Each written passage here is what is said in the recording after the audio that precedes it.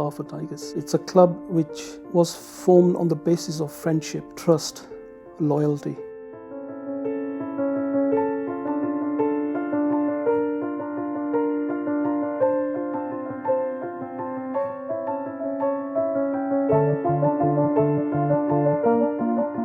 The proudest memory I've had is probably one of the first games I had with Barford Tigers, and working as a team, I was pretty proud of that as well. I've always felt that we were all mates, we were all mates.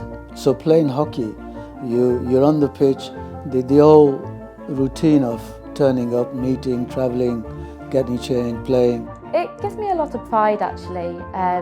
To be part of the club is something which I really value. I quite often talk about Barford Tigers. It gives me a sense of being belonging to something and something which is really important. For me, Barford Tigers has been a journey. It's not just a question of playing a game. And we've been very fortunate that we've had some excellent players who've contributed not just in terms of playing hockey, but they've also contributed to running the club and keeping the club together.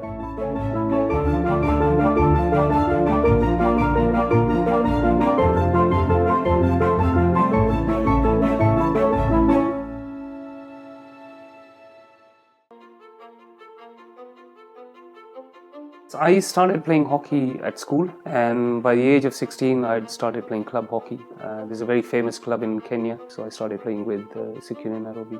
It was quite funny, we had no money, so we didn't have any ticket money to get into those stadiums when the hockey club was playing. And the only way for us to get into those stadiums was one, either try and walk in with the team, which normally didn't work. The second best thing for us to get in was to say, actually, we'll be ball boys. I was born in a town called Nakuru, which is in the Rift Valley. The joy of that was in the evenings, all the kids in that area, we would all be out with our hockey sticks.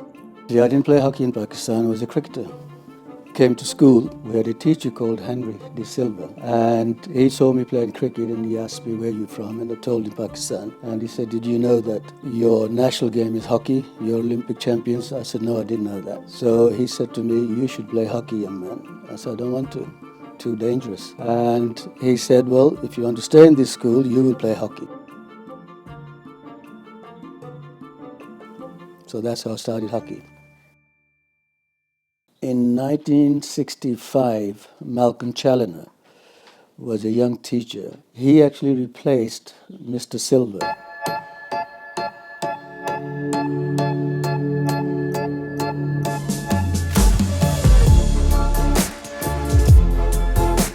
He started the hockey side, the school hockey side, so when he left, I carried on with the school hockey side. And the Birmingham Schoolboys Hockey Association, there were a couple of sort of leading lights amongst the boys. They were talking about continuing to play hockey after they had left school. In 1966, Barford School closed. It then became Stanmore. We had a good team. We got on very well. The Tigers, the Barford boys I'm talking about. So in 1966, Malcolm had a meeting of all the schoolboys and asked them, do you want to form a club? We can form a club, it's not going to be easy. It's up to you boys. I wrote to all the local clubs, the Harborns and King's Heaths and people. But anyway, I got no response at all. So it was in 1966 that the Barford Tigers were formed. And Malcolm said that he'll do it for 1 year. After that, you're on your own, boys. But of course, Malcolm is still with us, very much alive and kicking, and still the president.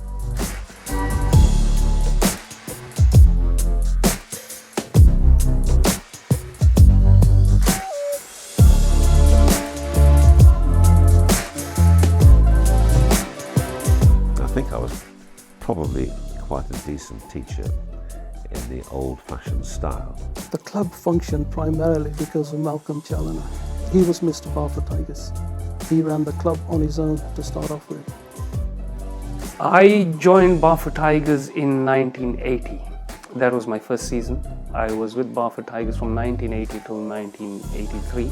Barford was a mainstream club at the time, playing good level hockey.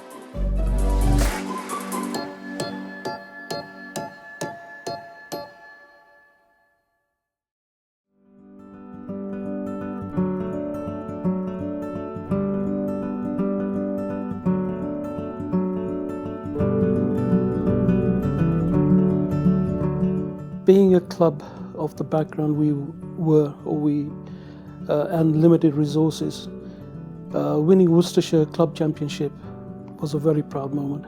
Getting to the finals of the National Indoor Championships twice was memorable, and qualifying for the Nationals was memorable. Around, I think it was 85 or 86 is when I got selected for England under 16s. That was the beginning, and the journey was quite long after that. I remember playing the Europeans at 16, we're playing the home countries tournaments at 16. And then, once you achieve that goal, you look at the next stage and you think, well, actually, I want to play for the juniors, I want to play for the England under 21s. And luckily for me, it was, the Junior World Cup was coming up in '89, and that was my aim. And in 1992, we were all part of the Barcelona Olympic squad. So that's where, again, the senior hockey started. From that, I went on to play for England seniors in '93. I got selected for full England, and we were playing in a test series against Germany. And we beat them, and that was the first time England had beaten Germany since the '86 World Cup. So I think for 7 years they hadn't beaten Germany. Play against people that have played the Olympics, which is something just honourable as anything. These guys, and then when they play you, they're actually they enjoy the club, they enjoy the atmosphere, and they love the way we play hockey. Tigers has a certain brand of hockey, which is something that we've never taken away. We don't play defensive hockey. We play good attacking hockey, and whether that's we just got promoted or whether we got relegated, we stick to a certain brand of hockey. The first time I got involved in hockey when I was 9 years old. Early memories were pretty tough because obviously I didn't know how to play, and it was kind of hard fitting in with everyone being high class, so it was pretty tough at the same time, but I did enjoy it as well. The encouragement of others was a huge thing, but also the important fact was if you don't start playing sport from a young age, and 14 is never too late to start, but you're more likely to continue as you get older. And I suppose as I got older and matured and realised the health benefits from involving in sport, something which still now motivates me. I relied on club members to help me when I was a child to develop my hockey. The elders they're always there, not only to play themselves but also to encourage the others as well. I think it just keeps that connection going for the older people, gives them that sort of reach back into the club. Hockey, you make lifelong friends. You're very loyal to those friends. So and you learn how to work in a team. Barford Tigers has always been there. The people around me, my friends, know about what's going on, and they always they've always got their arms around you to help you around if you need be.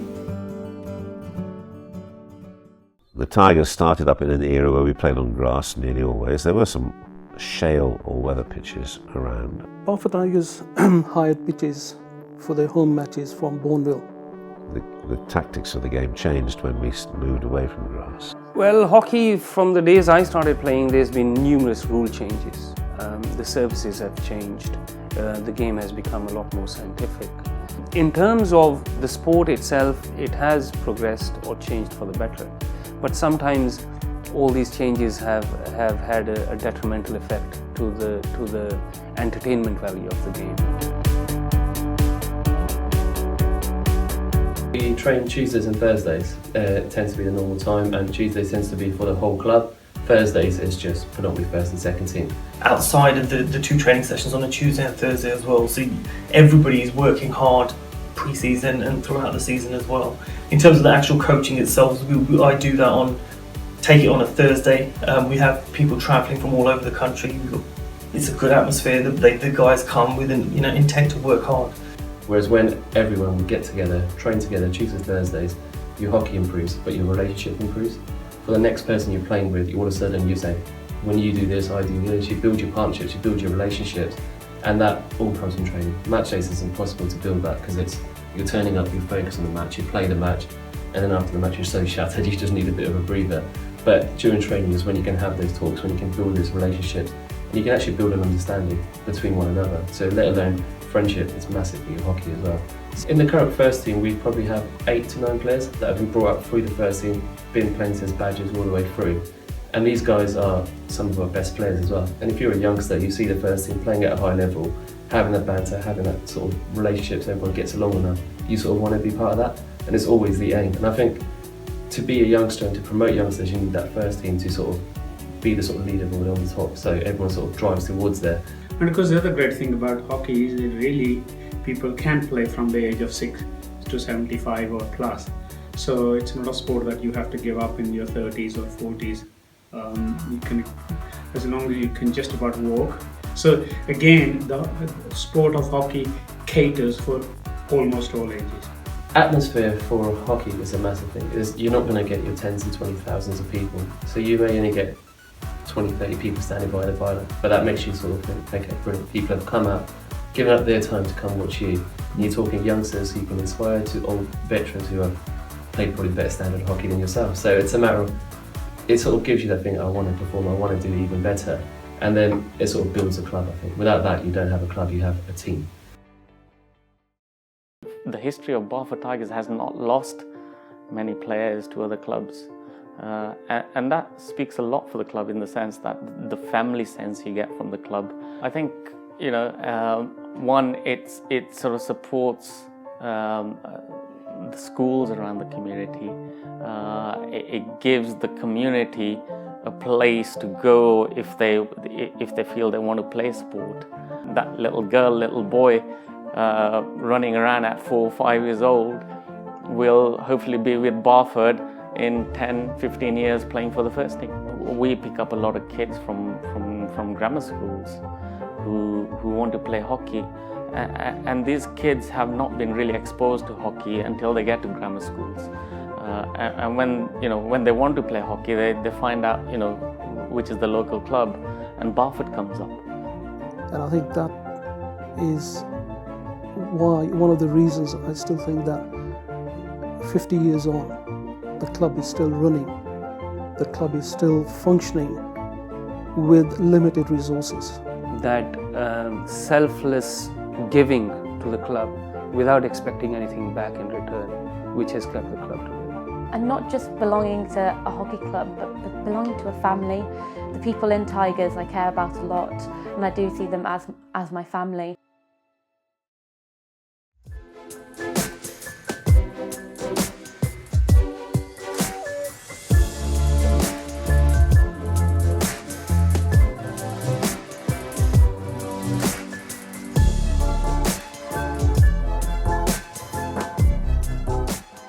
Even the human body, the soul needs the human body. In that respect, that's what Barford needs. We have the soul, which is the hockey that we play and so on, but we haven't got that base, which would be our clubhouse. One thing the clubhouse would help is with the youth policy, with the youth development. Obviously, if you have a clubhouse, it brings a lot more sort of cohesive aspects to the game. And also some of our older members who played hockey, they would have something to come back to. So it's a bit like an identity, a landmark that we would need where we could always go back, whether it's after a game on a Saturday or whether it's in 10 years' time when we've given up hockey. So that to me is a big sort of obstacle in the development of the club.